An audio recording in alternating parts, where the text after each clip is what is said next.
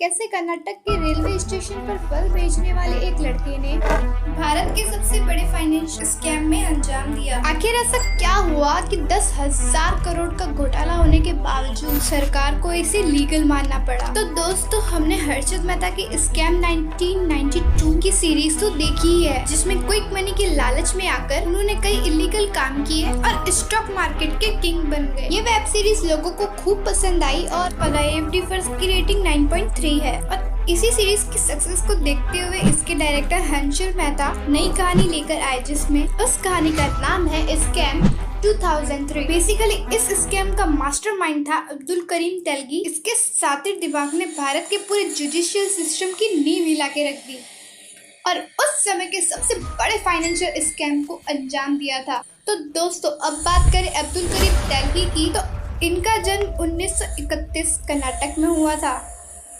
अब्दुल के पिता Indian railways में काम किया करते थे और उनकी फैमिली एक स्टेबल फाइनेंशियल कंडीशन में चल रही थी। पर जब वो सिर्फ 7 साल के थे तब उनके पिता की मृत्यु हो जाती है और फैमिली की फाइनेंशियल कंडीशन पूरी तरीके से डगमगा जाती है। ऐसे में अब्दुल और उनके दोनों भाई काम करने पर मजबूर हो जाते हैं। रेलवे स्टेशन पर ही फल और सब्जी का ठेला लगा लेते हैं। अब्दुल कलीम का पढ़ाई में खूब मन लगता था और वो इस कठिन समय के आगे झुककर पढ़ाई से समझौता नहीं करना चाहता था। इसीलिए वो कानपुर के ही एक अच्छे स्कूल सर्वोदय विद्यालय से पढ़ाई करता है और इसका पूरा खर्चा फल और सब्जियां बेचकर उठाता है। अपने लाइफ के शुरुआती दिनों में ही इतना स्ट्रगल करते हुए वो BCom की डिग्री कंप्लीट करता है और टॉप करने की सोचता है। अब्दुल कलीम तेलगी एक पढ़ा लिखा और टैलेंटेड इंसान था, इसीलिए इसको देखते हुए इसे कई जगहों पर आसानी से जॉब मिल गई। मन मुताबिक जॉब न होने की वजह से इसका कभी भी काम में मन लगा ही नहीं और अल्टीमेटली इसे हर जॉब से निकाल दिया गया। अब्दुल ने हार नहीं मानी और नई जॉब की तलाश में वो सपनों के शहर मुंबई आ गया। यहाँ तक की कहानी सुनकर आपको अब्दुल कलीम तेलगी की स्टोरी बहुत इंस्पिरेशनल लग रही होगी, जिसने अपनी लाइफ में बहुत स्ट्रगल देखा लेकिन परिस्थितियों के आगे कभी खुद को झुकने नहीं दिया। लेकिन दोस्तों, इससे पहले आप इसे अपना रोल मॉडल बना ले, इसकी आगे की स्टोरी जरूर सुन लीजिएगा, क्योंकि ये शायद आपको दोबारा सोचने पर मजबूर कर दे। रेलवे स्टेशन पर फल बेचकर 2 वक्त की रोटी कमाने वाले अब्दुल कलीम तेलगी मनी का भूत सवार हो चुका था। वो जल्दी से जल्दी इतना अमीर होना चाहता था कि लाइफ की हर ख्वाहिश को पूरा कर पाए, लेकिन मुंबई भी उसकी पैसों की भूख को शांत नहीं कर पाई। यहाँ भी इसने कई सारे जॉब्स ट्राई किए, लेकिन हमेशा की तरह इसके आलसी बिहेवियर और टारगेट्स को पूरा न कर पाने की वजह से इसे जॉब से निकाल दिया जाता था। इस दौरान अब्दुल तेलगी ने सऊदी अरेबिया के बारे में सुना, जहाँ जाकर उनके दोस्तों ने कुछ अच्छा पैसा कमा लिया था। तब अब्दुल ने भी सऊदी अरेबिया जाने का फैसला किया, जहाँ उसे लाइफ की पहली सक्सेस मिली। अब्दुल ने यहाँ आकर 7 साल तक काम किया और अच्छा खासा पैसा कमा लिया। ये पैसा अब्दुल को स्टेबल लाइफ देने के लिए काफी था, लेकिन उसकी अय्याशियों को पूरा नहीं कर सकता था। सऊदी अरेबिया में रहते हुए अब्दुल ने नोटिस किया कि भारत के कई सारे लोग काम और पैसे की लालच में यहाँ मजदूरी करना आना चाहते थे, लेकिन प्रॉब्लम ये थी कि उनमें से ज्यादातर लोगों के पास प्रॉपर डॉक्यूमेंट्स नहीं होते थे, जिसके कारण वो कभी भी सऊदी नहीं आ पाते थे। और यहाँ तभी अब्दुल के दिमाग में एक खुरापाती आइडिया ने जन्म लिया और उसने वापस मुंबई आकर अरेबियन मेट्रो ट्रेवल्स की एक एजेंसी खोली। ये कंपनी ऐसे लोगों को टारगेट करती थी जिनके पास सऊदी अरेबिया जाने के लिए प्रॉपर डॉक्यूमेंट्स नहीं होते थे। अब्दुल करीब ऐसे लोगों को फेक पासपोर्ट और वीजा और इमिग्रेट सर्टिफिकेट बनाकर देता था और ये काम इतनी शातिर तरीके से किया जाता था कि एक भी इंसान इस इमिग्रेशन में कभी पकड़ा ही नहीं गया। हालांकि साल 1991 में पुलिस को इस अब्दुल के धंधे की भनक लग जाती है, फिर उसे अरेस्ट करके जेल में डाल दिया जाता है। और अब दोस्तों, वैसे भी जेल के अंदर जाने के बाद किसी भी इंसान की लाइफ बर्बाद हो जाती है, लेकिन अब्दुल कलीम तेलगी के केस में इसका बिल्कुल उल्टा हुआ। यहाँ अब्दुल की मुलाकात राम रतन सोनी से हुई, जो अपनी क्रिमिनल हिस्ट्री के कारण कई बार जेल के चक्कर काट चुका था। अगर आपने सीक्रेट स्कैम वेब सीरीज देखी है तो आपने नवाजुद्दीन का वो डायलॉग तो जरूर सुना होगा, जिसमें वो कहते हैं कि धंधा करना है तो बड़ा करो वरना मत करो। धंधा करो तो बड़ा करो, पर सत्ता वरना मत करो।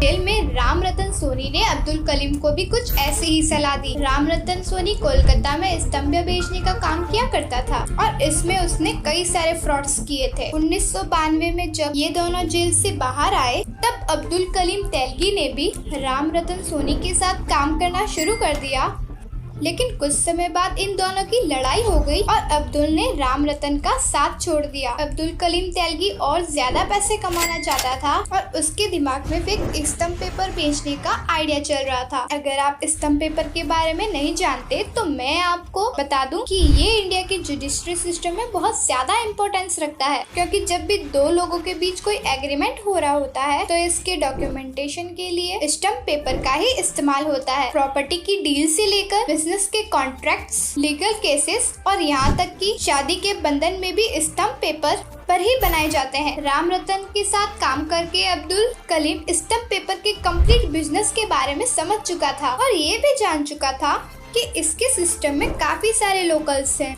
पहले तो अब्दुल काफी सारे गवर्नमेंट ऑफिसर्स स्तंभ पेपर से जुड़े लाइसेंस हासिल कर लेता है, जिससे कि वो अपने खेल को बिना डरे अंजाम दे सके। वो इंडिया सिक्योरिटी प्रिंटिंग प्रेस में अपनी पहचान बढ़ाता है और यहाँ उसे पता चलता है कि सिक्योरिटी प्रेस अपनी पुरानी और खराब मशीन का ऑपरेशन करती है, जिन्हें कुछ लोग कबाड़ में बेचकर पैसे कमाने का जरिया बनाते हैं। ना सिर्फ सिक्योरिटी प्रेस में हुए ऑप्शन करती है, जिन्हें अक्सर कई लोग कबाड़ में बेचकर पैसे कमाते हैं। ना सिर्फ सिक्योरिटी प्रेस में हुए एक ऐसे ही ऑप्शन में अब्दुल कलीम ने इस प्रेस को ऊंची बोली लगाकर खरीद लिया। उसके बाद उसने सिक्योरिटी प्रेस के कुछ ऑफिशियल्स को घूस देकर इसकी रिपेयरिंग करा ली, साथ ही प्रिंटिंग में इस्तेमाल होने वाले कागजों और इनको भी हासिल कर लिया। उसने असली स्तंभ पेपर के द्वारा अपने द्वारा छापे गए नकली स्तंभ पेपर मिलाना शुरू कर दिया। और दोस्तों, आपको ये जानकर हैरानी होगी कि अब्दुल कलीम तेलगी ने अपनी एक प्रॉपर टीम भी बनाई हुई थी, जिसमें 350 से भी ज्यादा MBA कर चुके स्टूडेंट काम किया करते थे। ये स्टूडेंट्स हर उस इंस्टीट्यूशन पर जाते थे जहाँ स्तंभ पेपर की जरूरत होती है और वो वहाँ जाकर मार्केट रेट में काफी कम कीमत पर बेचा करते थे। अब्दुल कलीम तेलगी का ये बिजनेस बहुत तेजी से ग्रो हुआ और पिछले 5 सालों में ही उसने करोड़ों की दौलत कमा ली। अभी तक अब्दुल इस धंधे को भारत के 25 राज्यों में 70 से भी ज्यादा शहरों में फैला चुका था। लेकिन अब आपके मन में यही सवाल आ रहा होगा कि इतना बड़ा स्कैम करने के बावजूद आखिर क्यों अब्दुल कलीम पकड़ा नहीं जा रहा था। तो दोस्तों, अब्दुल कलीम लोगों को भी खरीदने में एक्सपर्ट था। वो अच्छे से जानता था कि कब और किसकी जेब में पैसा भरना है, जिससे कि उसका धंधा बिना रोक टोक के चलता रहे। उसके खिलाफ 25 से भी ज्यादा FIR थी, लेकिन अब्दुल कलीम के खिलाफ कोई एक्शन लेने वाला था ही नहीं, क्योंकि उसने पुलिस ऑफिसर से लेके कई बड़े पॉलिटिशियंस को पैसे की दम पर खरीद लिया था। हाल तो ये था कि अब्दुल उन्हें रिश्वत नहीं बल्कि हर महीने सैलरी दिया करता था, जिससे कि वो अपना मुंह बंद रखे। जैसे कि एक असिस्टेंट पुलिस इन्वेस्टिगेटर जिसे हर महीने 9,000 रुपए मिला करते थे, अब्दुल ने उसे ऐसे पैसे दिए कि उसकी संपत्ति 100 करोड़ हो गई। हाल तो इतना बुरा था कि उस समय मुंबई के DCP प्रदीप सावंत को इस केस में शामिल होने का आरोप लगा था। हालांकि बाद में उनके खिलाफ कोई सबूत नहीं मिला था और फिर वो निर्दोष माना गया। अब्दुल कलीम तेलगी के पास इतनी संपत्ति थी कि उसने इतना बड़ा स्कैम किया था जिसका अंदाजा आज तक कोई नहीं लगा पाया है। अलग अलग वेबसाइट्स पर इसका एस्टिमेट 10,000 करोड़ से लेकर 1 लाख करोड़ के बीच किया जाता है। उसे डांस बार में जाके पैसे उड़ाने का बहुत शौक था और कहते हैं कि एक बार तो उसने तरुन्नू खान नाम की एक डांसर के साथ रात बिताने के लिए 93 लाख रुपए खर्च किए थे। अब्दुल कलीम तेलगी अपने पैसों को बोरे में भर के रखता था और उसे खुद नहीं पता था कि वो इस स्कैम से कितने पैसे कमा चुका है। हालांकि दोस्तों, जब इंसान के पाप का घड़ा बढ़ जाता है तब उसे हर एक बुरे काम का अंजाम झेलना ही पड़ता है। ऐसा ही कुछ अब्दुल कलीम के साथ भी हुआ। नवंबर 2001 में बेंगलोर पुलिस ने स्टम्प पेपर से भरा हुआ एक ट्रक पकड़ा, जो कि उनके अनुसार कहीं से चुराए हुए थे। लेकिन जब उन्हें ये पता चला कि ये नकली स्टम्प पेपर्स हैं, तब उनकी पैरों तले जमीन खिसक गई। बेंगलोर पुलिस ने इस मामले में इन्वेस्टिगेशन शुरू किया और एक के बाद एक कई कड़ी जोड़ते हुए मास्टरमाइंड अब्दुल कलीम तेलगी तक पहुंच गए। जब ये पूरा इंसिडेंट हो रहा था तब शायद अब्दुल के कानों तक ये बात पहुंची ही नहीं कि पुलिस ने इसके खिलाफ इन्वेस्टिगेशन शुरू की, नहीं तो वो समय रहते ही उन पुलिस ऑफिसर्स को खरीद लिया होता। हालांकि दोस्तों अब्दुल कलीम तेलगी बचने में कामयाब रहा। जिससे पहले कि पुलिस उसे अरेस्ट करती वो फरार हो गया। लेकिन दोस्तों आप अब्दुल कलीम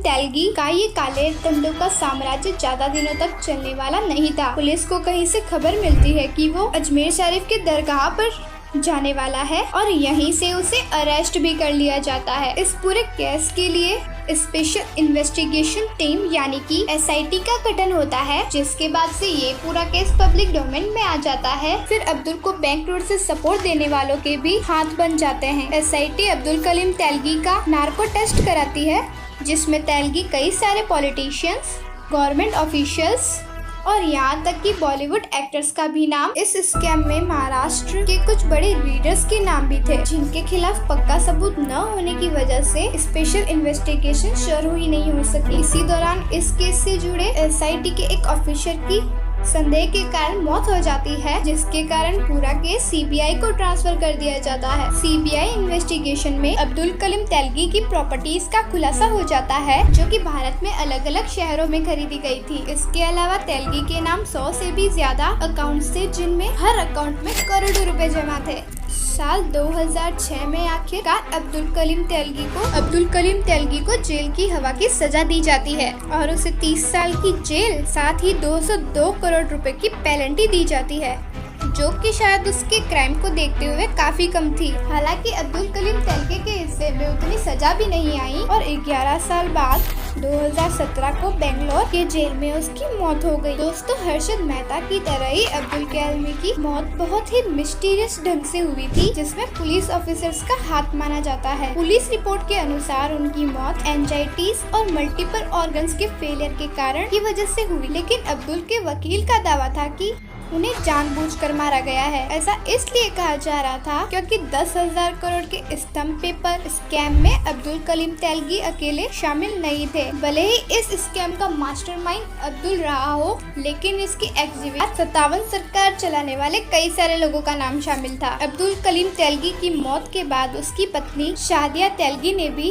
पर कई सारे सवाल उठाए, लेकिन सरकारी कल्याणों में इस केस को काफी सफाई से दबा दिया गया। 2018 में इस केस से जुड़े सभी गुनाहगारों को ही रिहा कर दिया गया और भारत के सबसे बड़े फाइनेंशियल स्कैम में से एक स्टैम्प पेपर स्कैम अंजाम ये इतिहास का हिस्सा बनकर रह गया। पुलिस न तो कभी ये पता लगा सकी कि अब्दुल कलीम तेलगी की फेक स्टैम्प पेपर छापने वाली फैक्ट्री कहाँ थी और न ही उसकी अरबों रुपए की संपत्ति जब्त हो सकी। यहाँ तक कि सरकार ने इस स्कैम को कानून का जोला पहना दिया और इसे लीगल घोषित कर दिया। हालांकि दोस्तों इस स्कैम को लीगल घोषित कर एक ठोस वजह थी। अब क्योंकि 1992 से 2001 के बीच करीब तेलगी ने धड़ल्ले से फेक स्टैम्प पेपर भेजे थे, इसीलिए ज्यादातर लोगों ने इसे अपने लीगल कामों के लिए इन्हीं फेक स्टैम्प पेपर का इस्तेमाल किया। लेकिन कोर्ट के अनुसार अगर इलीगल थे तो उन पर किए गए सारे एग्रीमेंट कभी भी मान्य ठहराए नहीं जा सकते थे। यानी कि इन 9 सालों में हुई हर शादी, हर प्रॉपर्टी की डील और हर एक बिजनेस एग्रीमेंट इलीगल था। अगर ऐसा हो जाता तो पूरा जुडिशियल सिस्टम ही हिल जाने वाला था और उसका अंजाम क्या होता है इसका